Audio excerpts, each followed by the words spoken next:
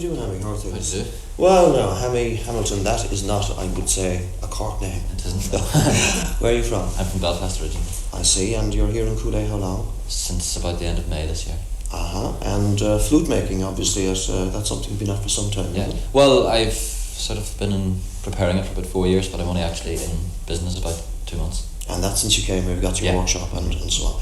Fair enough, well then we might have a closer look at the working. Well now, Hammy, what have we got here?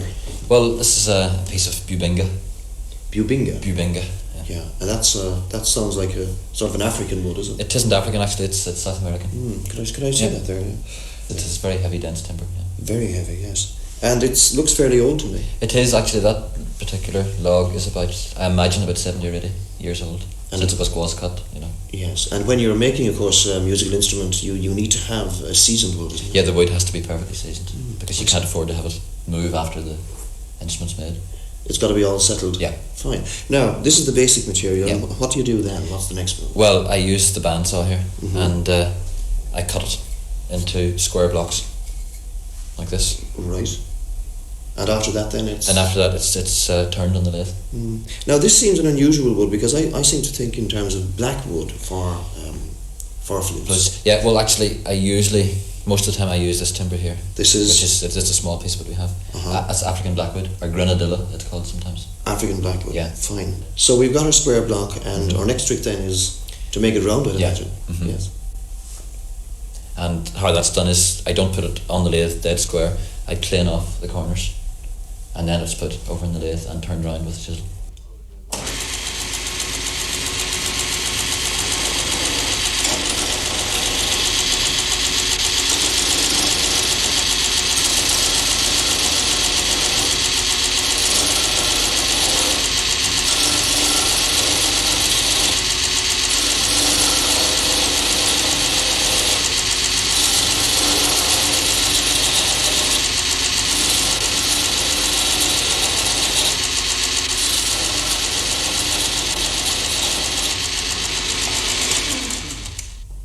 Well, you can see here that this piece has been turned around in some sections. It starts off squarish. Square, yes. And ends up smooth, Fine. Like this section or this section. Now, and what's the next trick then? The next trick is, you see this piece of wood is solid. Those holes are only about an inch deep and it must be drilled out. I see. Up the middle, you see. Right, and that happens on the same machine? This happens on the same machine, but with sort of different appliances. Now, could you give me an example of how it's done or what the general thing looks like? Well, I have a piece here now, which has been drilled out. This is an African blackwood piece now. Yes. But you can see that that's hollow. Hollowed, of course, because the middle. The air goes through there to make sound and so on. That's the bore of the flute. Fine. Now you get to that stage, and what's next? Well, the next stage is that the drill only makes a cylindrical hole, and in order to put the flute in tune and to get the right tone, it must be made conical. Yes. You see, and that's done with a tool called a reamer. A reamer. Yeah. And that makes what's round conical, is that right? Yeah, it makes what's parallel conical. Now, give us an example of how that well, it's just the piece will be held in a vice, right? You know, but the reamer is just pushed down it and turned by hand. I see. And it cuts off little shavings. Well, after the piece is reamed, the finger holes are made in it, and they're just drilled with an ordinary drill press and twist drill bits. Yes, to a specific, obviously. Yeah, each hole has to be a very specific size. Now, tell me about this rim here, this white piece. What is that? It's ivory. Ivory. Yeah.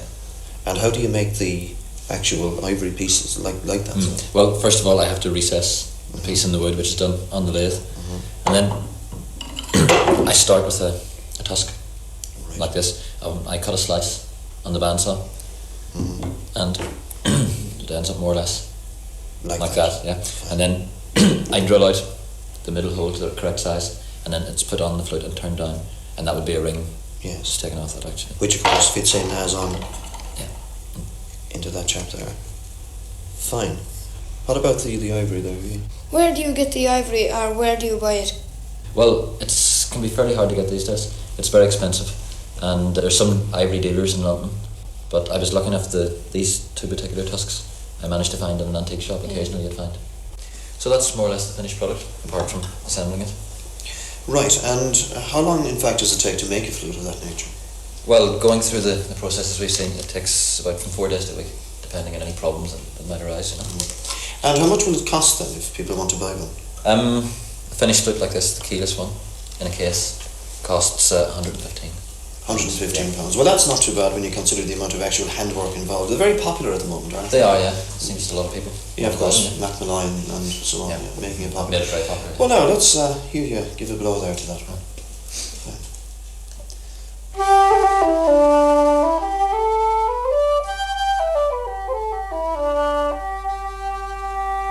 Well, very nice tone to that, isn't it?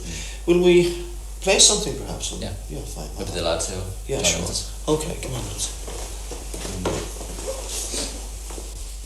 Do you know that?